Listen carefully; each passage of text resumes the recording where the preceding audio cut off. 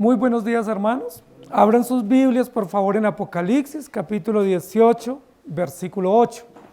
En esta mañana continuamos nuestro estudio de Apocalipsis, hablando, estudiando, analizando el tema de la sentencia contra la gran ramera o contra el sistema babilónico que la Biblia va a describir en Apocalipsis, bajo un hilo hermenéutico que nosotros tenemos, que lo tenemos siempre en tensión para no perdernos. Jesucristo, Cordero vencedor. El propósito, el centro, la médula de todo el estudio de la palabra y de manera especial Apocalipsis es Jesucristo y su pacto eterno de redención. En ese sentido no vamos a divagar con espectacularidades del texto o con ideas llamativas, sino que vamos a centrarnos siempre en el propósito principal, que es revelarnos a Cristo y darnos esperanza. El texto en esta mañana dice: por lo cual en un solo día vendrán sus plagas, muerte, llanto y hambre, y será quemada con fuego, porque poderoso es Dios el Señor que la juzga. Yo quiero mencionar algunas estadísticas recientes sobre la persecución de cristianos en el mundo. En el año 2016, según algunas estadísticas, se nos dice que fueron asesinados 90,000 cristianos a causa de su fe. Es decir, 1 cada 6 minutos. 500 millones de cristianos en el mundo no pueden profesar su fe libremente, sino que son hostilizados, hostigados o incomodados generalmente por grupos armados o por sistemas de gobierno. El 70% de los asesinados en el 2016 murieron en conflictos tribales en África por negarse a tomar armas y resistir en los sistemas de guerra que tienen esas naciones. La mayor persecución contra los creyentes modernos se ha vivido o se vive en Vietnam, ¿sí? Y en otras naciones del Lejano Oriente.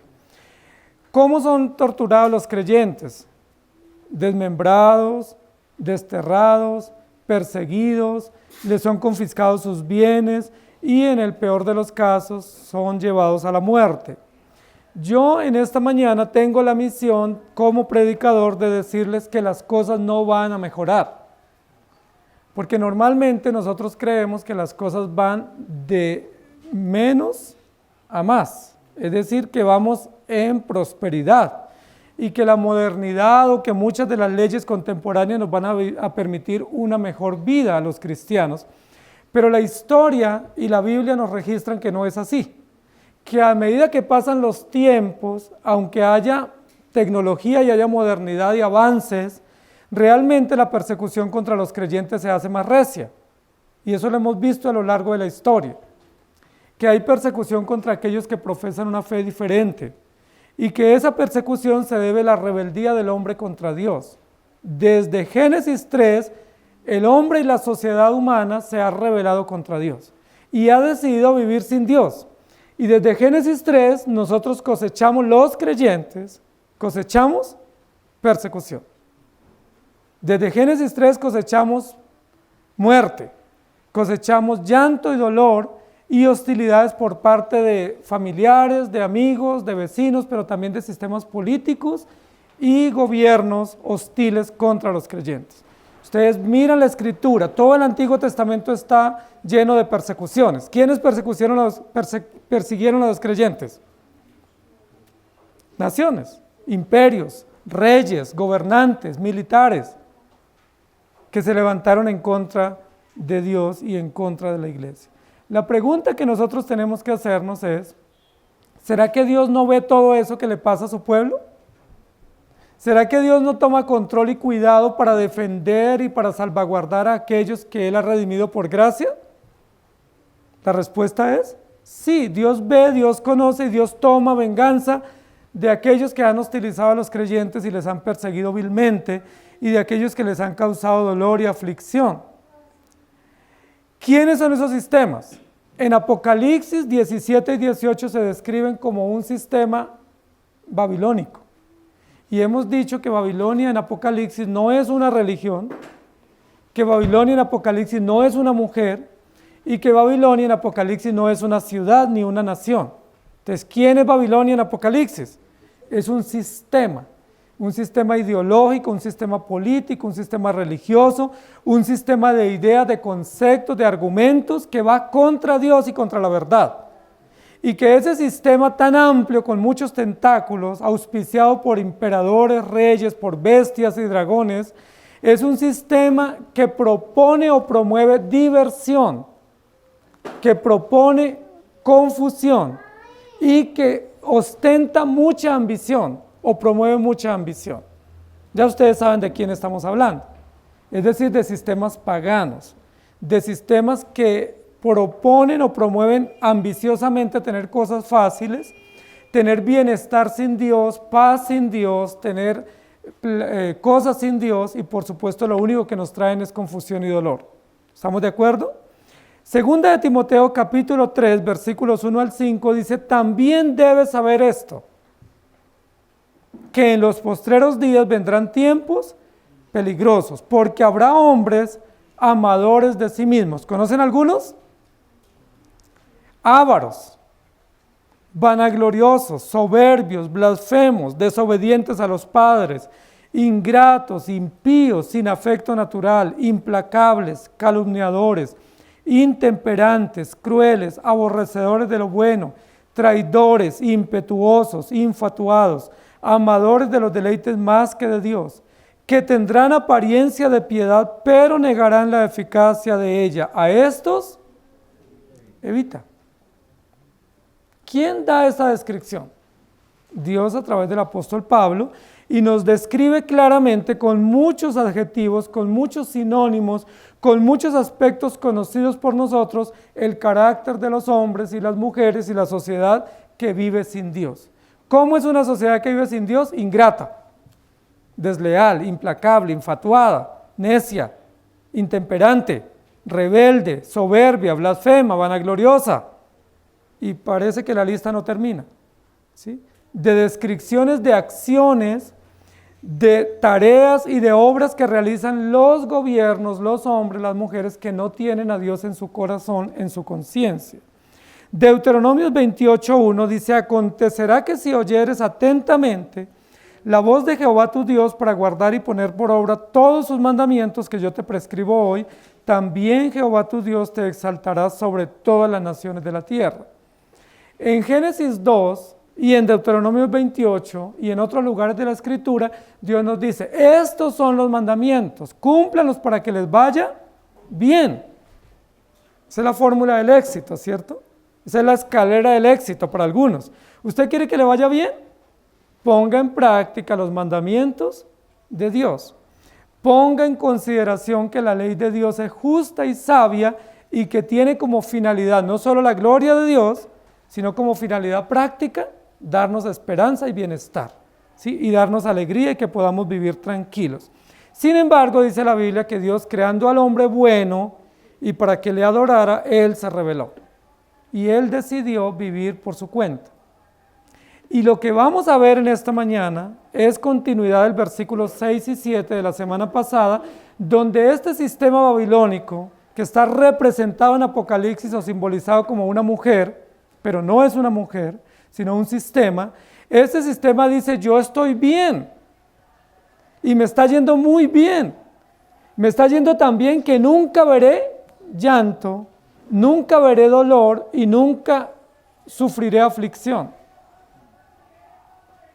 Miremos la actitud soberbia y altiva de este sistema. No solamente está en contra de Dios, sino que cuando se analiza a sí misma o a sí mismo este sistema, ¿qué dice de sí mismo? Me está yendo bien. Y estoy tan bien que nunca me irá mal. Nunca sabré qué será el dolor, la miseria o la aflicción. Y el versículo que nos ocupa hoy dice que justo cuando ese sistema se levanta con tanta altivez, ¿qué es lo que comienza a cosechar? Aflicción, muerte y dolor. Y aquí pudiéramos hacer una aplicación práctica para nosotros. Con frecuencia nosotros en nuestra altivez pensamos que hay cosas que a otros les pasan y a nosotros no nos pueden pasar. Y por eso juzgamos. Con mucha ligereza juzgamos porque nosotros decimos: no, eso que a esa persona le está pasando, a mí nunca me pasará.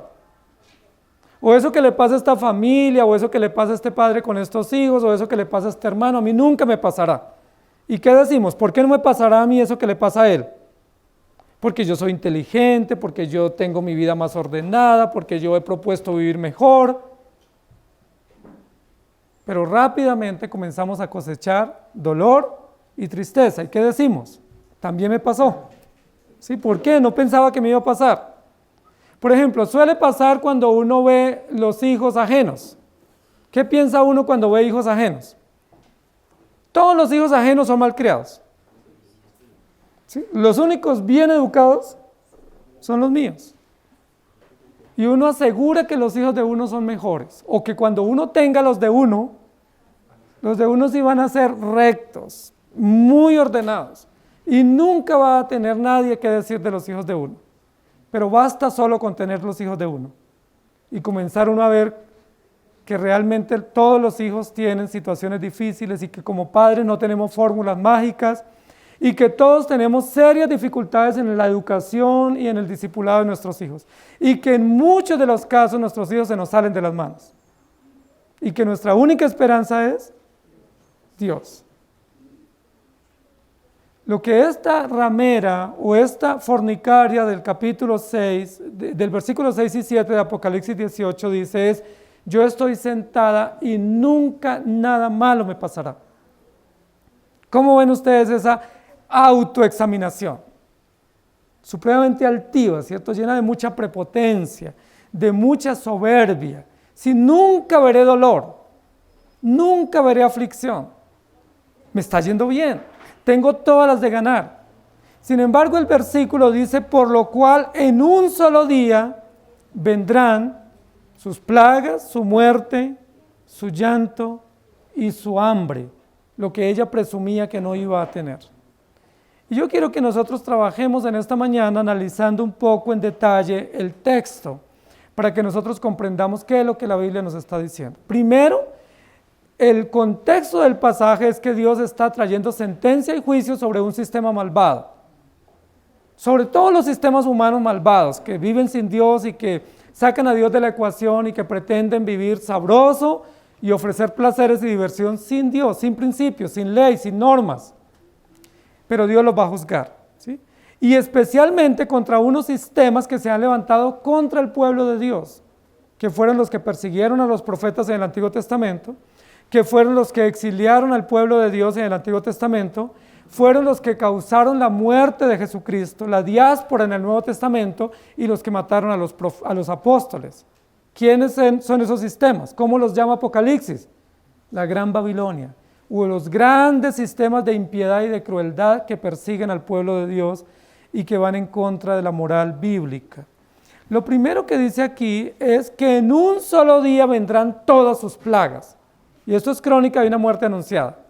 ¿Sí? En un solo día, ¿cuánto tiempo llevaba este sistema opulento, robusto, disfrutando con tanto libertinaje todos sus placeres? ¿Cuántos años llevaba este sistema viviendo a sus anchas? Cosechando placeres, sumando fortuna, sumando bienestar, logrando, como dice el Salmo 73, con crece los antojos de su corazón.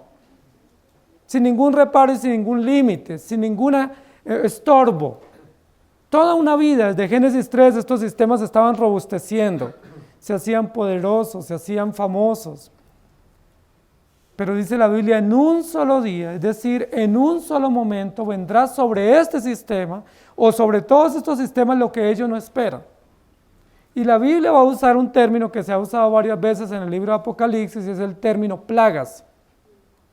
Les van a llegar todas las plagas juntas. Pareciera que las plagas Dios las envía. Y hemos hecho una precisión en domingos anteriores que Dios no envía plagas a nadie. Dios es Dios de toda bondad, de toda justicia. Y Dios obra con rectitud porque Él es justo y preciso. Las plagas aquí son consecuencias naturales de la rebeldía. Si yo obro mal, ¿qué me llega? Una consecuencia. ¿Cómo la ve el hombre esa consecuencia? Como una plaga, como algo adverso, como algo antagónico a lo que él anhelaba o al discurso que profesaba. Pero no fue que Dios le mandó una plaga. es la consecuencia natural. Y vamos a poderlo ver aquí un poco en detalle. Por ejemplo, lo primero que nos va a decir aquí el texto es que viene muerte, llanto y hambre. En el sentido lógico, no pudiera venir primero la muerte, después el llanto y después el hambre. En el sentido lógico, sentido común, ¿qué vendría primero? El hambre, después el llanto y por último la muerte. Eso es el sentido lógico del desarrollo o de la cadena o cómo se desencadenan las circunstancias hasta llegar a una consecuencia final o fatal que es la muerte. Sin embargo, aquí el texto pone primero la muerte y luego de últimas el hambre. Ustedes saben que la Biblia es intencional y que Dios intencionalmente nos quiere revelar su palabra.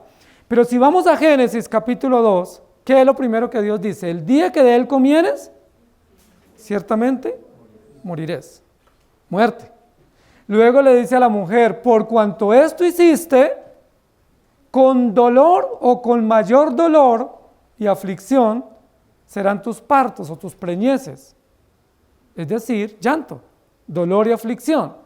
Y luego después le dice al hombre, con el sudor de tu frente ganarás el pan. Y si no trabajan, ¿qué gana? ¿O qué tiene? Hambre o necesidad. ¿Sí me hago entender? O sea, sí tiene un sentido lógico el orden que tiene aquí el texto. Porque en Génesis 2 y 3 lo primero es la muerte como advertencia, como consecuencia. Segundo es la consecuencia que va a tener Eva y toda la descendencia femenina. Y la tercera es la consecuencia de hambre si no se labra la tierra y no se trabaja con diligencia. ¿Sí me hago entender? Sin embargo, nosotros sabemos que primero sería el hambre en el desarrollo natural de la vida. Entonces yo quiero que miremos primero eso. En un solo día vendrán sus plagas, entiéndase por plagas, muerte, llanto y hambre. Y vamos a considerar un poco el tema del hambre. ¿Por qué hay hambre en la tierra? ¿Dios manda hambre a la tierra? ¿Dios se complace en que haya miseria en la tierra y que hayan personas que no tengan ni siquiera lo del alimento, lo del sustento diario? Ustedes saben que hay un alto porcentaje de personas en el mundo que tienen que vivir con menos de $1 al día,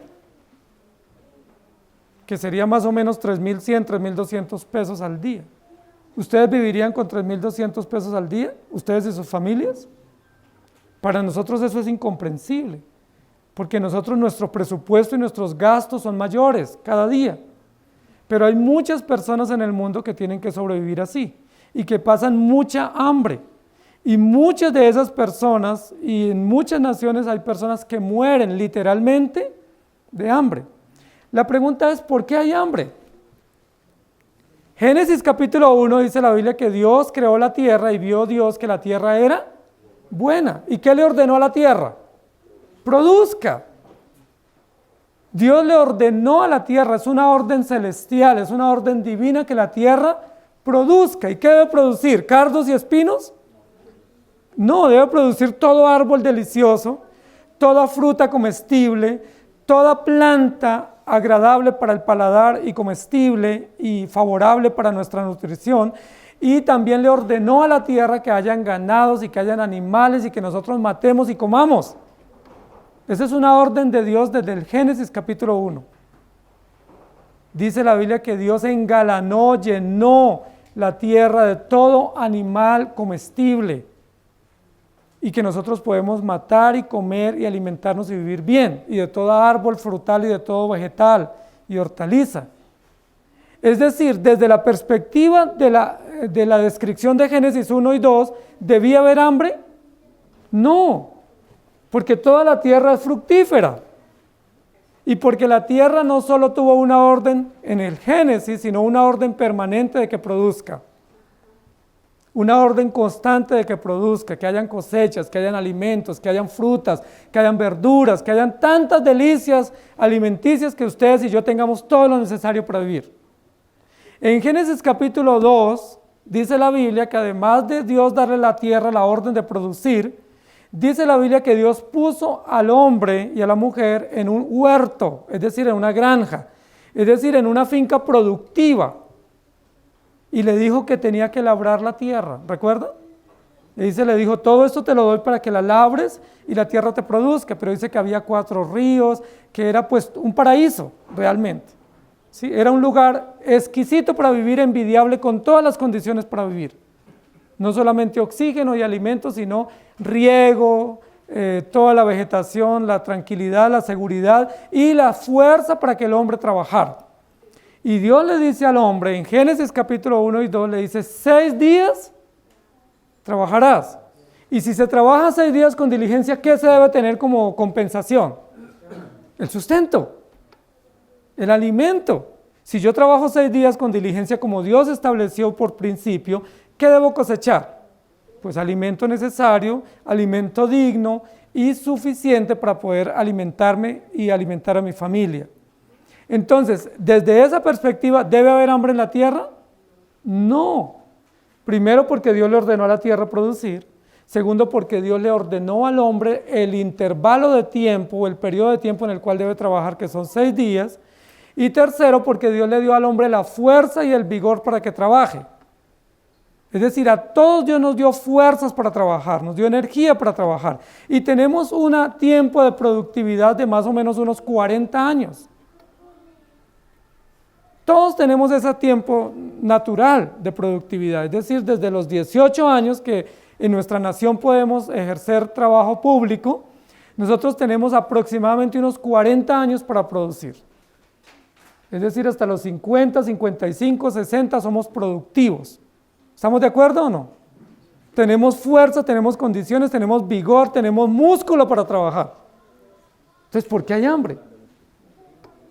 ¿Por qué hay hambre? La tierra produce, Dios nos dio la orden de trabajar y nos dio todas las capacidades, nos dio facultades. Unos tienen unas facultades artísticas, otros manuales, otros intelectuales, pero todos tenemos capacidades para trabajar. No necesitamos tener una profesión universitaria, simplemente obedecer el mandato de trabajar y con ese trabajo Dios lo bendice y nos da el sustento. Tanto así que el salmista dice, joven fui y he envejecido y no he visto justo desamparado ni su familia que mendigue. Y yo creo que ninguno de nosotros pudiera esperar que su descendencia mendigue porque tenemos un Dios bueno y tenemos todas las condiciones para vivir bien y tener las cosas necesarias para vivir y sustentar a nuestra familia. ¿Por qué la Biblia aquí dice que hay hambre? ¿Dios envía el hambre? No, Dios no ordenó el hambre, Dios no la mandó, Dios no la envió.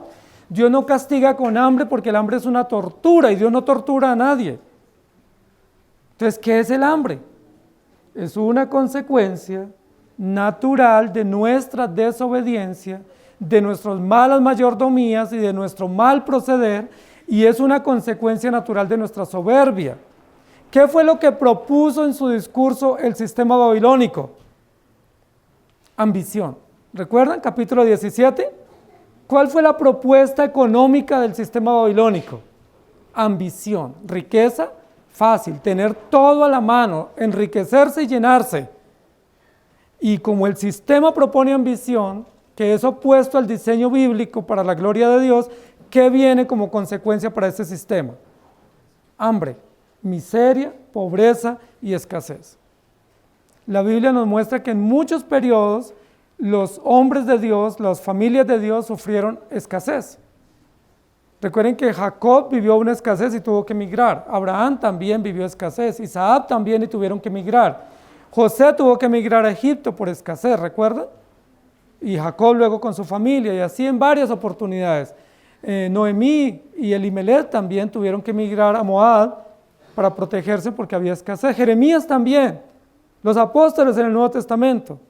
¿Por qué hubo escasez? La pregunta es ¿por qué hay escasez? Entonces nos van a decir algunos por superpoblación. Hermanos, si hay más pobladores, significa que hay más músculo para trabajar. Hay más mano de obra. Entre más gente haya y más hombres haya, pues menos pobreza debe haber porque hay más trabajadores. Eso dice el Salmo 128. El hombre que tiene muchos hijos que trabajan, ¿será que pasa hambre? No, porque entre más hijos tenga, más trabajan. Y más oportunidades hay.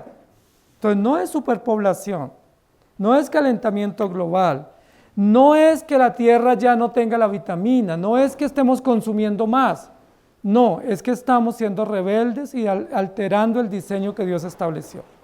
Primero Dios estableció trabajar 6 días, pero ¿qué nos ofrece el sistema babilónico hoy de ambición? Nos ofrece 2 cosas, o esclavizarnos en un trabajo sin parar, como si fuéramos máquinas que producen, sin descanso, y eso está en contra del diseño de Dios. U otro aspecto que nos ofrece el sistema babilónico es trabaje un día al mes y gáneselo del mes. Dinero fácil. Hágase el negocio de su vida. ¿Sí? Consigne aquí y se le triplica. Y claro que se le triplica a uno, pero la necesidad, la deuda, el hambre, porque está en contra del diseño bíblico. Dios ordenó para la tierra que se cosechara 6 años y el 7º año se dejara la tierra descansar. ¿Quién obedece eso hoy? Ninguna nación está obedeciendo eso. Ninguna nación está diciendo, ese es un principio de Dios para que la tierra se recupere, para que la tierra se restaure, para que la tierra tenga todos los nutrientes y la vitamina que nosotros los seres humanos necesitamos. Por el contrario, si la cosecha es de 6 meses, ¿qué hacen hoy las industrias? La agilizan, la aceleran para sacar no 2 cosechas al año, sino 4. ¿Qué viene como resultado? Hambre, desnutrición, miseria, pobreza. Pero vivimos en un mundo rico y generoso. Vivimos en una tierra productiva. ¿Por qué hay hambre? Por el pecado del hombre, por la ambición, por la necedad, por la rebeldía, nosotros estamos cosechando hambre. Y basta solamente con mirar a veces nuestras alacenas. A veces las alacenas de nosotros están un poco desocupadas. Y cuando uno mira por qué está desocupada, si ustedes son justos y honestos, ustedes se van a dar cuenta que no han sido buenos mayordomos en algunos periodos de su vida. No es que Dios les mandó poquito, es que ustedes administraron mal lo que Dios les dio. Es que Dios nos dio un trabajo bueno y nosotros malgastamos el dinero. Es que nosotros en nuestra juventud malversamos el dinero pensando que nunca nos llegaría la vejez. Cuando tuvimos la oportunidad de hacer un ahorro, no lo hicimos. ¿Y qué dice la Biblia? Viene la necesidad como hombre armado. ¿Y cómo la resistimos? No tenemos condiciones para resistirla. La Biblia dice, en un solo día viene para los sistemas babilónicos, no para los creyentes, sino para esos sistemas babilónicos las plagas. ¿Cuál es la plaga principal que estamos revisando en este momento? El hambre, la pobreza. Pero el diseño de Dios no es que seamos miserables. El diseño de Dios es que tengamos lo suficiente para vivir bien y tener que compartir con el que padece necesidad. No estamos hablando de enriquecimiento ilícito, ni estamos hablando de prosperidad, estamos hablando de bienestar natural. El diseño de Dios es que tengamos lo necesario. Que usted no se le embolate su comida y que usted tenga lo necesario, techo y sustento, dice la Biblia, sustento y abrigo, y que eso nos dé la tranquilidad para poder honrar a nuestro Dios. Gálatas 6:8 dice, porque el que siembra para su carne, de la carne segará corrupción, mas el que siembra para el Espíritu, del Espíritu segará vida eterna.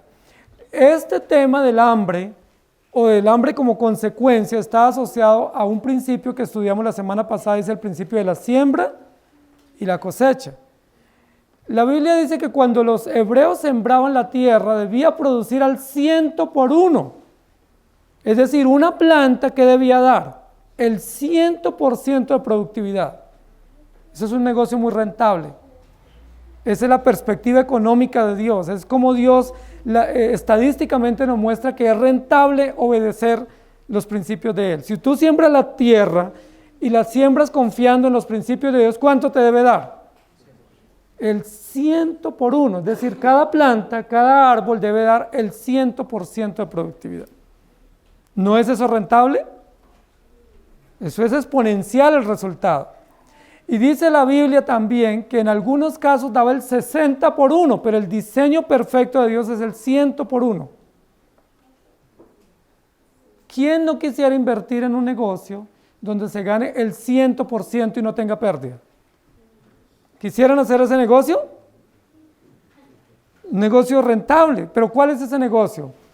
confiar en los principios de Dios, someternos a la economía de Dios, someternos a los principios financieros de Dios y entender que la bendición viene de Dios. Nosotros trabajamos, confiamos, ¿y de quién viene la productividad o el resultado? De Dios. Ahora, el resultado no es riqueza, el resultado es tener sustento y abrigo. El resultado es tener lo necesario para vivir bien y poder estar agradecidos.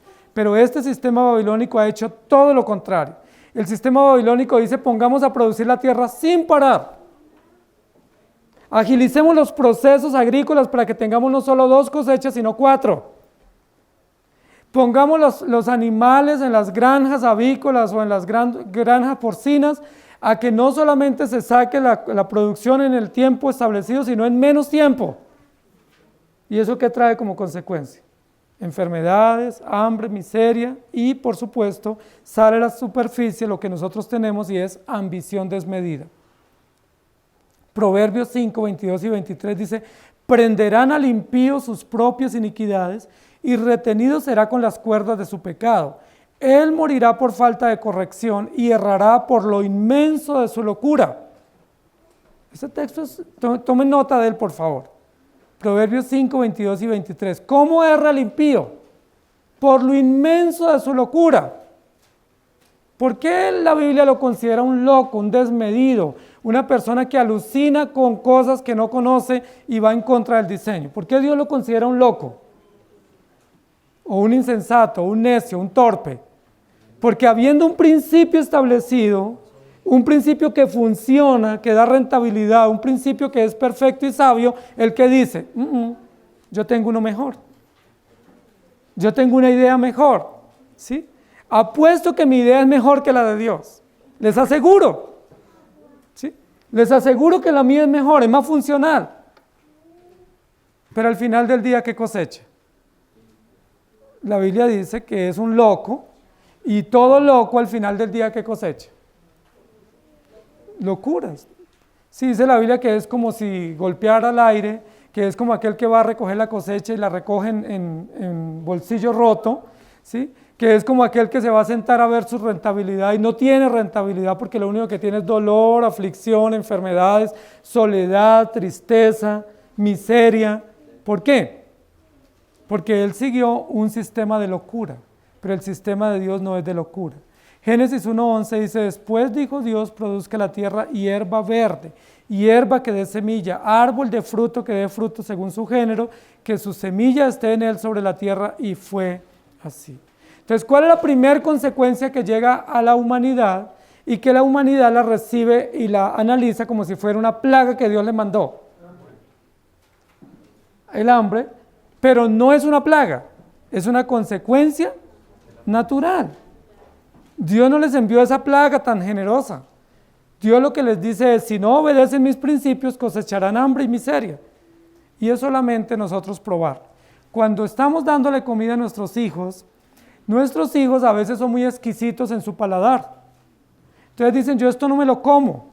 ¿Y qué tiene que un padre maduro, sabio, una madre decirle?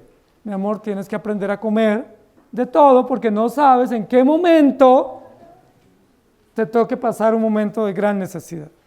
Puede que no te sepa tan agradable, pero te lo vas a comer. ¿Por qué? Porque mañana o pasado mañana posiblemente tengas que vivir en una zona, en un lugar, o tengas que pasar un periodo de gran necesidad y vas a añorar ese bocado que desprecias ahora. ¿Por qué la Biblia nos dice que cuando comamos no desperdiciemos? Que recojamos y la porción necesaria y la otra la guardemos. ¿Por qué la Biblia nos dice que si tenemos un sobrante lo guardemos o lo compartamos? ¿Por qué? Son principios de economía, de mayordomía doméstica, para Dios decirnos: si eso haces, no tendrás hambre. Si no haces eso y desperdicias, ¿qué va a venir mañana? O posiblemente hoy. Hambre. Hermanos queridos, nosotros tenemos unos principios excelentes que Dios nos ha dejado. Y si pusiéramos en práctica esos principios, seríamos muy, pero muy bendecidos. Porque la economía de Dios funciona. Lo segundo que dice la Biblia que va a recibir este sistema como consecuencia o como plaga, como lo dice acá, es llanto. es llanto. Y aquí nos pone un poco temerosos este texto, porque nos dice que una plaga que recibe la humanidad es el llanto, y uno no lloraría de placer, al menos que estudie artes escénicas. Uno llora de dolor, de aflicción, con mucha carga, con mucha angustia, con muchas situaciones difíciles. El llanto es una emoción natural que surge o que aflora cuando hay gran presión, o soledad, o dolor, o pérdidas sensibles. Todos los seres humanos lloramos y necesitamos llorar, pero el llanto es una expresión de profunda angustia, de dolor, de aflicción, de soledad y de consecuencias muy fuertes que los seres humanos pasamos. No es malo llorar, podemos llorar, Jesús lloró, pero aquí no está hablando del lloro por situaciones propias de la vida. Aquí está hablando del lloro como una consecuencia de castigo, de juicio de Dios sobre la humanidad. Y aquí ya la nota del texto se pone un poco fuerte, porque nos está diciendo que Dios le va a enviar a la humanidad una plaga, y esa plaga le va a hacer llorar hasta lo más profundo, que les va a traer como consecuencia severa aflicción, o una aflicción y un dolor muy, pero muy angustiante y deprimente. Y uno dice, ¿a quién? ¿Para quién va a venir eso? La Biblia dice, para este sistema babilónico. ¿Qué fue lo que ofreció el sistema babilónico? El sistema babilónico primero ofreció ambición, ¿y qué le llegó como consecuencia? Hambre. ¿Qué fue lo segundo que ofreció? Diversión. ¿Se acuerdan qué era lo que ofrecía este sistema? ¿Cómo estaba esta mujer sentada? Con un cáliz en la mano, celebrando, brindando y embriagándose. ¿Y quiénes son los que se embriagan en reuniones sociales? Los que están felices, los que están muy agradados, los que tienen motivos para celebrar. Y la descripción del capítulo 17 es que este sistema babilónico es un alcohólico social, o es alguien que de parte y tiene motivos genuinos para celebrar. ¿Y cómo celebra? Diciendo, estoy feliz, estoy bien, todo me está saliendo bien, hay que brindar. Todo me sale a pedir de boca, vamos a celebrar. Ese sistema babilónico ofreció diversión, ofreció placer sin límites, ofreció fiestas, alegrías, placeres desmedidos. Y la pregunta es, ¿quién no quiere vivir esa vida? ¿Quién no quiere tener alegrías? Levanten la mano. Todos queremos tener alegría, yo también. Si ahí me dicen tristeza o alegría, yo elijo alegría. Si ahí me dicen dolor o placer, yo elijo placer. Si a mí me dicen fiesta o funeral, ¿yo qué elijo? Fiesta. Por eso estoy acá. Nosotros todos naturalmente elegiríamos placer, satisfacción, bienestar, alegría, y nadie elegiría dolor o llanto. Y ese sistema intencionalmente fue lo que ofreció, porque es lo que el hombre quiere escuchar. Y las multitudes llegaron detrás de este sistema diciendo, nos ofrece placer, nos ofrece diversión, eso es lo que yo anhelo, entonces lo sigo. Pero este sistema no les dijo la verdad. Porque todo placer que el mundo ofrezca es un placer sin Dios. Y todo placer sin Dios trae como consecuencia una plaga. Y la consecuencia natural de todo placer sin Dios es una plaga muy, pero muy humillante y de mucha angustia, que se llama llanto y dolor. Hermanos queridos, este sistema babilónico ha ofrecido tanta diversión a todos los jóvenes y a todas las épocas de la humanidad, y la humanidad lo único que cosecha es llanto. Es muy patético lo que describe acá. Este sistema dice una cosa y se recoge otra. Ofrece una cosa, pero el resultado es otro. Ofreció dinero y bienestar, ¿y qué trajo como resultado? Hambre y miseria. Ofreció bienestar y diversión y placer, y ahora ¿qué trae como resultado? Llanto y dolor. Hermanos queridos, el llanto que viene acá es un llanto sin consuelo. Recuerden que ya vimos en un capítulo anterior que aquellos que lloran por causa de la justicia serán consolados. Bienaventuranza, Mateo 5. Bienaventurados aquellos que lloran, no por sus pecados y su rebeldía y por su antagonismo a Dios, sino que lloran de dolor por otros y que lloran sometiéndose a Dios y que disfrutan acercándose a Dios, sino ellos serán consolados. Pero aquellos que lloran como consecuencia de su maldad y como consecuencia de la justicia de Dios nunca serán consolados. Aquí está describiendo 3 consecuencias para aquellos que nunca recibirán alivio, y es el llanto de los que sufren. Hermanos queridos, la sociedad en la que nosotros vivimos desde siempre, pero un poco más acentuado ahora, nos quiere ofrecer una vida de placer sin ningún tipo de dolor. Y nosotros hemos incorporado ese concepto de la sociedad contemporánea y hace parte como de nuestra razón y de nuestros principios de vida que no queremos tener dolor. Entonces hoy en día todo se hace para no tener dolor, todo es fácil, todo es rápido, todo es inmediato, todo es desechable, todo es sin dolor. Sí, uno le duele la cabeza e inmediatamente está en la pastilla, ¿cierto? Para el dolor de cabeza. Sí, hoy en día, por ejemplo, el tema de los embarazos, los partos, la educación de los hijos, el trabajo, todo es fácil, todo es para no tener dolor.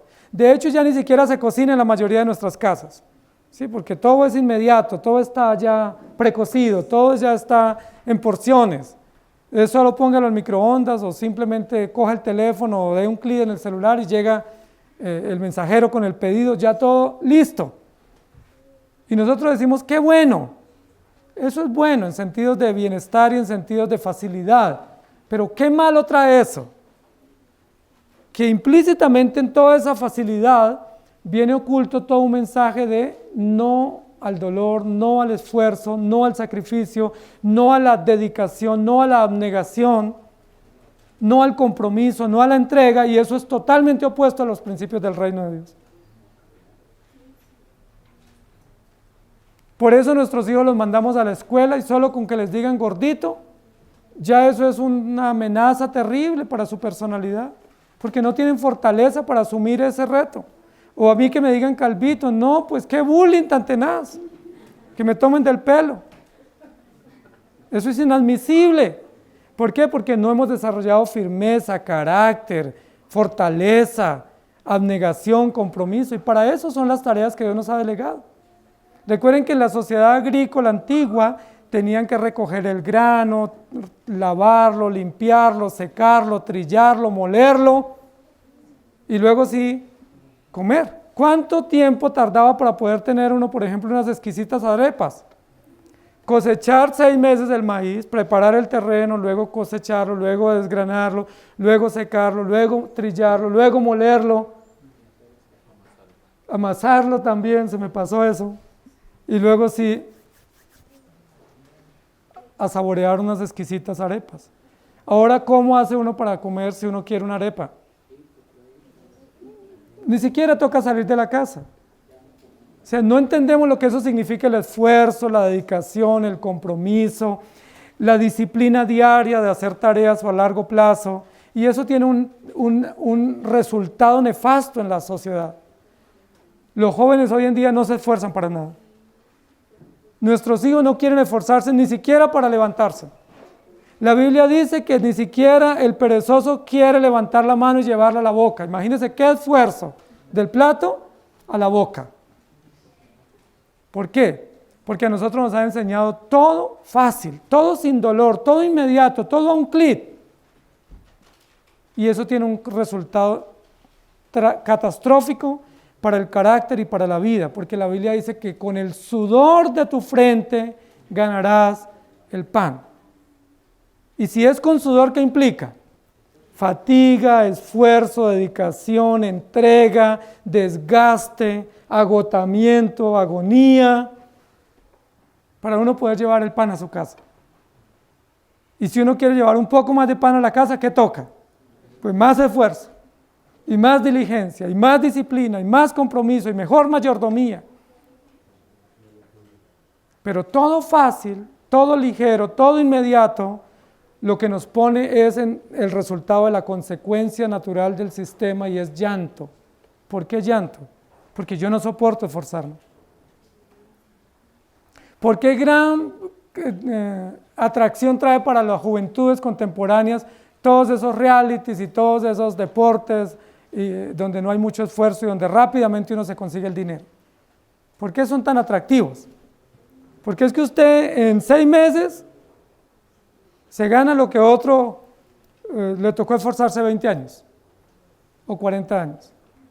Aquí hay una consecuencia natural y la consecuencia natural es llanto. ¿Por qué viene el llanto? Porque el sistema ofreció diversión y la vida no es diversión. Aquí no vinimos a pasar rico, aquí vinimos a vivir para la gloria de Dios y eso implica esfuerzo, trabajo, entrega y compromiso. Si usted no está dispuesto así, usted hace parte del sistema babilónico. Si usted cree que la vida es un carnaval, usted piensa como piensa Babilonia. Babilonia dice solo placer, solo alegría, solo brindis, solo fiestas sociales, solo reuniones, solo bienestar y riqueza y pasa lo rico. No, hermano, la Biblia dice con el sudor de tu frente, los hombres tenemos que trabajar para sustentar nuestra familia. ¿Y qué dice a las mujeres, a las madres? Con dolor y con esfuerzo tendrás que tener tus hijos y educarlos. Con gran dolor, con gran aflicción, y todas las que son madres aquí saben lo que eso significa. Cuánto dolor han tenido no solamente los 9 meses, sino realmente el dolor comenzó después de los 9 meses. Cuánto dolor, pero ese es el diseño de Dios. Ese es un diseño natural de Dios para que haya formación de carácter, para que nuestro carácter se doblegue, para que nuestra altivez se doblegue, para que nuestra ambición se doblegue y haya contentamiento. Pero cuando consigo todo así fácil, ¿hay gratitud? No. ¿Hay contentamiento? No. ¿Hay valoración del esfuerzo? Tampoco. Pero cuando hay esfuerzo y cuando hay dedicación, nosotros aprendemos a cuidar, a admirar y agradecer y ahorramos llanto. Este sistema va a recibir como consecuencia llanto. ¿Por qué? Porque lo que él propuso fue diversión. Y siempre que los sistemas nos ofrecen diversión, el resultado natural es llanto. Pero cuando nosotros entendemos el diseño de Dios, que no es diversión, sino trabajo, esfuerzo, confianza y dedicación, ¿cuál es el resultado? Satisfacción, tranquilidad, bienestar, gratitud, porque Dios nos ha dado las fuerzas y el vigor y nos ha dado el resultado natural. Hebreos capítulo 10, versículo 30 y 31 dice, pues conocemos al que dijo, mía la venganza, yo daré el pago, dice el Señor. Y otra vez el Señor juzgará a su pueblo, horrenda cosa es caer en las manos del Dios vivo. Babilonia ofrece diversión, pero ¿quién da el pago? ¿Babilonia? Babilonia no puede dar pago, ¿no es que está en bancarrota? Es un sistema que ofrece lo que no tiene, todo esto te daré, pero no tiene nada que ofrecer. Entonces, ¿de quién viene el pago? O sea, necedad de nosotros si le ponemos cuidado a alguien que nos ofrece algo que no tiene para dar. ¿A quién tenemos que ponerle cuidado? Al Creador y Sustentador, que todo lo da abundantemente y que todo lo que nos promete lo cumple y que no cae a tierra ninguna de sus palabras y sus promesas. Si Él dice que es así, así es, cumplámoslo. Si Él nos dice que lo hagamos, obedezcamos porque Él cumple lo que promete. Pero Babilonia exagera, ¿cierto? Babilonia nos dice, Dios les dice que se va a ganar al 100 por 1, les tengo un mejor negocio. Aquí es al 1000 por 1. Solo haga el depósito. Y muchos hacen el depósito. ¿Y qué reciben? Se endeudaron al 1000 por 1. Porque fueron engañados. Porque es un sistema prostituido, es un sistema fornicario, es un sistema perverso, es un sistema inmoral, es un sistema con todas las características de 1 Timoteo capítulo 3, 2 Timoteo 3, del carácter de los hombres en los postreros días. Y en último lugar, la plaga que viene allí, que es la plaga letal, o la consecuencia final, es la muerte. Dice, viene en un solo día muerte. Esa es la consecuencia de Génesis capítulo 2. De todo árbol del huerto podéis comer, pero del árbol que está en el centro no comeréis, porque el día que de él comieres, y uno dice, tiene que ser muy necio el hombre, porque había 1.000.000 de árboles, y de todos podía comer, pero solo uno estaba restringido, ¿Por qué se fija en ese? Tiene que uno ser demasiado loco, necio, torpe, para ir detrás de lo prohibido cuando tenemos todo un abanico de posibilidades, cuando tenemos todo un manjar en la mesa. Pero así somos nosotros. No solo fue Adán y Eva, sino que igualmente hacemos nosotros. Nosotros le decimos a nuestros hijos, si haces esto vas a tener consecuencias. Te lo digo yo ya lo viví. ¿Y qué hacen nuestros hijos? Casi siempre repetimos los mismos errores que nuestros padres nos dijeron que no cometiéramos. Y con dolor y con lágrimas y con ejemplos y cicatrices nos mostraron los riesgos. Y nosotros caemos en lo mismo. Y después decimos, pero aprendí. Vaya aprendizaje, ¿no? Muerte. Y la muerte viene porque este sistema propone o promueve perversión. Perversión. El sistema babilónico desde Génesis 3 propone perversión. Perversión es todo lo malo, todo lo oscuro, todo lo que se trama, lo que se hace como intriga. Salmo capítulo 1 dice, bienaventurado el varón que no anduvo en consejo de malos. Y dice que los malos se sientan en sillas para escarnecer, es decir, para tramar planes nefastos contra otro inocente. ¿Qué hacen los malos? Se reúnen en las noches, dice la Biblia, y traman planes macabros para eliminar a otros que según ellos les hacen estorbo. Babilonia trama perversión. Recuerden dónde es la cuna de la muerte de los niños inocentes. ¿De dónde viene? De Babilonia. ¿De dónde vienen los sistemas de alcoholismo y de droga? De Babilonia. ¿De dónde vienen todos los sistemas inmorales de prostitución, de fornicación, de inmoralidad en todas las áreas? ¿De dónde vienen? De sistemas perversos babilónicos, amparados por sistemas políticos como la bestia y el dragón. Hermanos queridos, ¿es justo que Dios pase por alto esto? Claro que no. Entonces Dios trae como consecuencia la muerte. Génesis capítulo 2 dice, el día que de él comiere ciertamente morirá. ¿Pero qué es la muerte?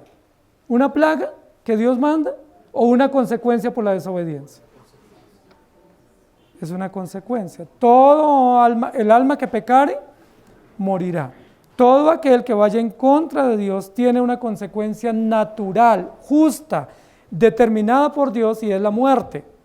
Ahora es importante que nosotros notemos aquí a qué se refiere la muerte, porque aquí no se refiere a la muerte a dejar de existir, porque la muerte como terminación biológica de la existencia temporal es una condición creativa. Aquí habla de la muerte como consecuencia jurídica, es decir, la separación eterna de Dios. Dios le trae a este sistema babilónico no la muerte física, porque eso también viene sobre nosotros. Todos moriremos y todos compareceremos ante el tribunal de Cristo. Aquí está hablando de la muerte como una sentencia jurídica, es decir, como una consecuencia justa por la maldad de los hombres. Y en ese sentido esa muerte no es dejar de existir. Porque recuerden que Dios nos creó a su imagen y semejanza, y la inmortalidad hace parte de la imagen y la semejanza. Si decimos que la muerte es dejar de existir, ese no es un pensamiento cristiano ni bíblico. Y entonces estaríamos diciendo, pues comamos y bebamos. Si voy a morir, pues que muera lleno y bien feliz. Pero no es eso lo que está diciendo la Biblia.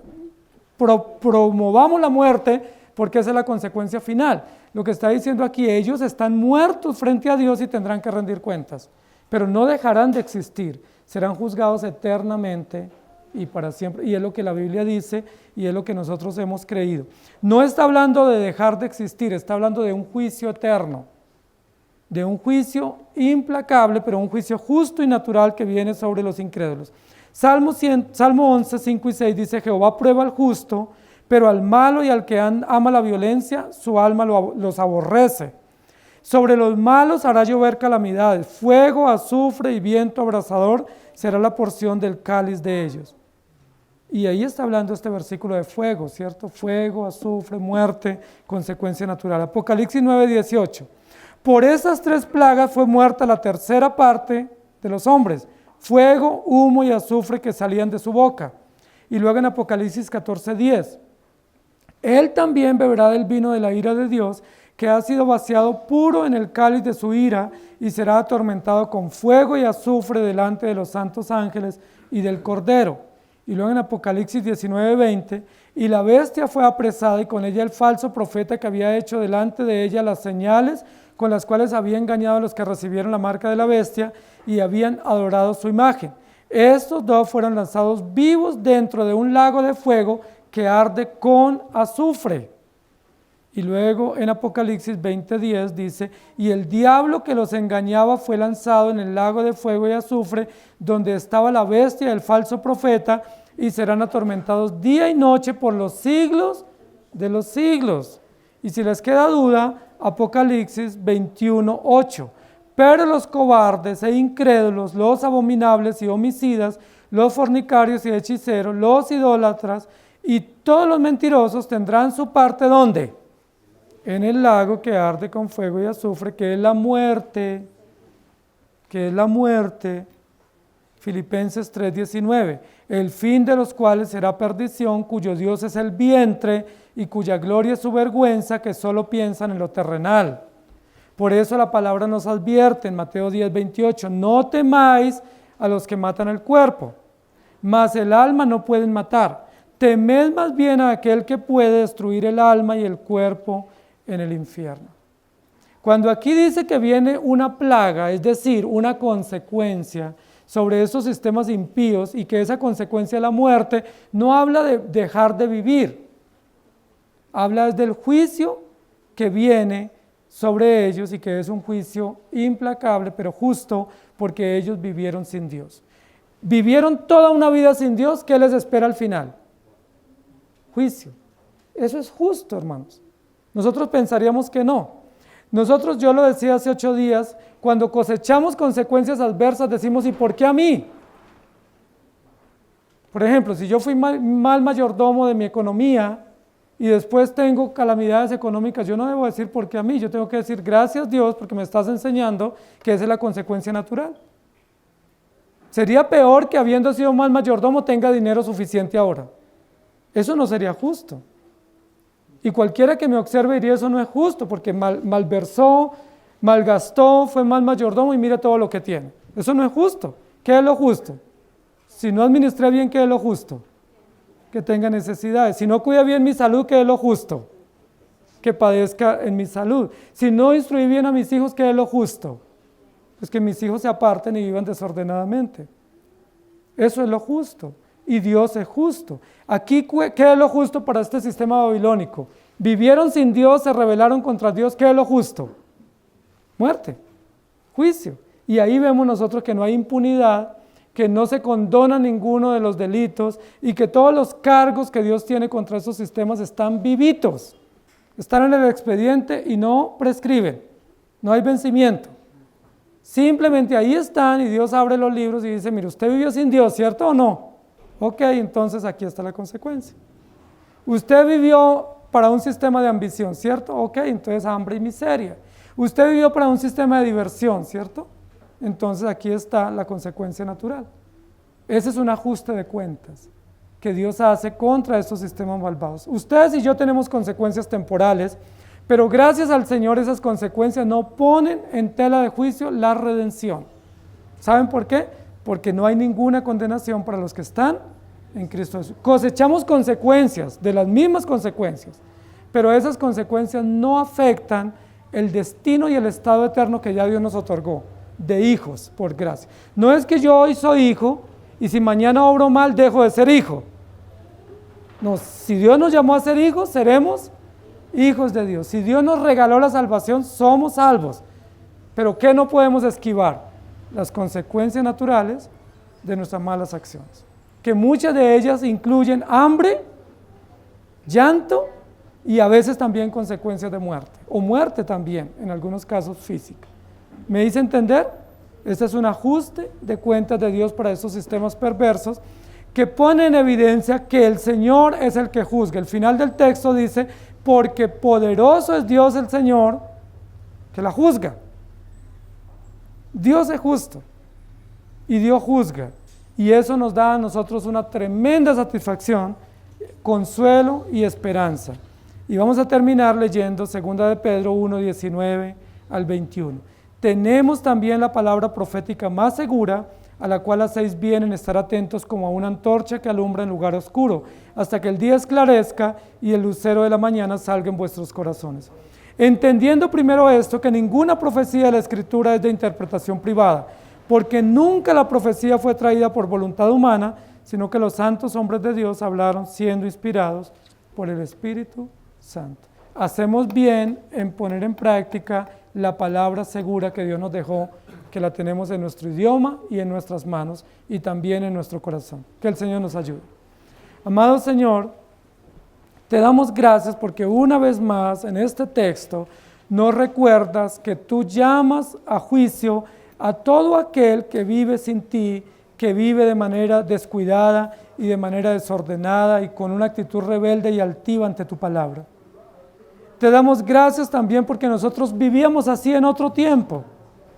Vivíamos en los deleites y en los desenfrenos de una sociedad sin ti. Pero un día tuviste a bien alumbrar los ojos de nuestro entendimiento y traernos el Evangelio. Un día tuviste a bien darnos la luz a nuestro oscuro corazón y darnos el Evangelio. Un día tuviste a bien revelarnos que tenías un plan maravilloso y era que viviéramos para ti. Y un día te acercaste a nosotros con tu palabra y con tu espíritu y transformaste nuestro corazón. Antes tinieblas, ahora luz.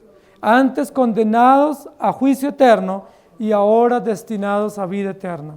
Antes mendigos, bastardos y ahora hijos en la casa del Padre, comiendo de los manjares de la mesa, no recogiendo migajas ni viviendo de miserias, sino viviendo en la abundancia de la mesa de tu palabra, viviendo en la abundancia de los principios tuyos, disfrutando del bienestar que nos das tú a través de tu rica providencia.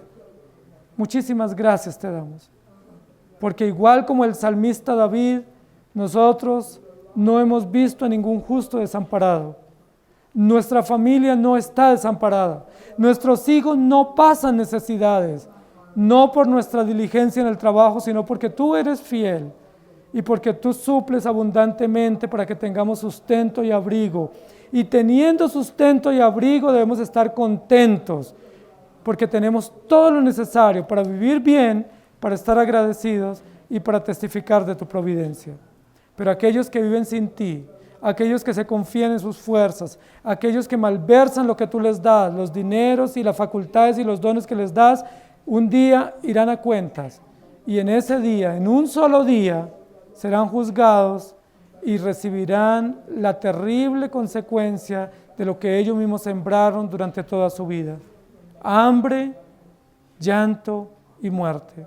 Porque ellos propusieron un sistema de ambición, propusieron un sistema de diversión y propusieron un sistema de perversión y van a cosechar de lo mismo que sembraron. Señor, pero aquellos que siembran para el Espíritu cosecharán vida eterna. Nosotros hoy en día estamos sembrando para el Espíritu porque nos has dado la semilla perfecta del Evangelio, porque has arado el terreno de nuestro corazón para que ese corazón esté preparado para recibir la semilla y para que esa semilla produzca el 100%. Te damos gracias, no somos mejores que ellos, simplemente tú has hecho la diferencia en nuestro corazón y has puesto tu palabra y tu palabra halló cabida en nuestro corazón y tu palabra cayó en buena tierra y tu palabra está dando fruto en nuestro corazón. A veces no el que quisiéramos ver, pero sabemos que está dando fruto porque tú eres fiel y porque tú estás con nosotros. Gracias te damos, ayúdanos a entender tu palabra, a someternos a ella y a vivir para ti. En Cristo Jesús. Amén. Que el Señor les bendiga, hermanos.